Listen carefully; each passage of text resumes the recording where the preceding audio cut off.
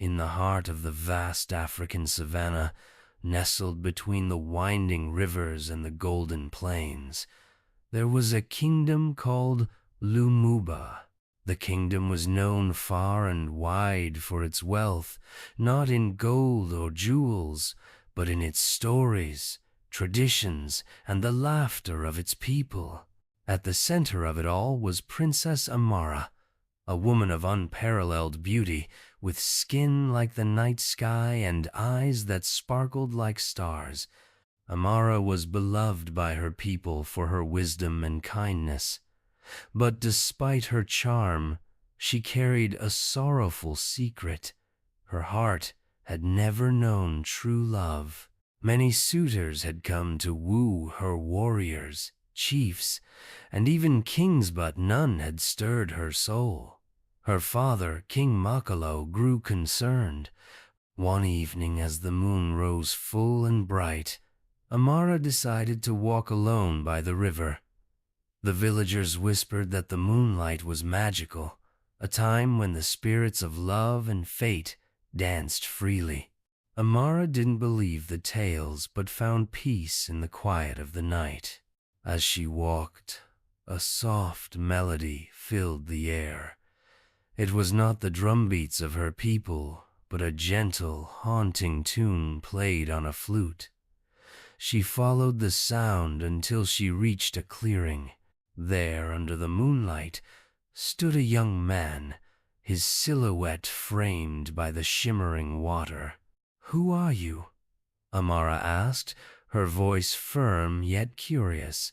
The man turned, revealing a face that was both humble and radiant. His name was Kofi, a traveler and storyteller from a distant village. "I am but a wanderer, princess," he replied, bowing slightly. "The wind brought me here, and I play my flute to thank it." Amara smiled, intrigued. "Your music is beautiful, but why do you thank the wind?" Kofi grinned. "Because it carries me to places where I am meant to be." That night, under the moonlight, Amara and Kofi spoke for hours. He told her tales of faraway lands, of people who danced with the rain and sang to the sun. She, in turn, shared stories of Lumuba, of its traditions and the people she cherished. As the days passed, Kofi remained in Lumuba, and his bond with Amara grew. He taught her the dances of his village, and she shared the songs of her people. Yet, despite their connection, Kofi was wary. He was not of noble blood, and the love he felt for Amara seemed like a dream too fragile to hold. One day, King Makalo summoned Kofi to the royal court.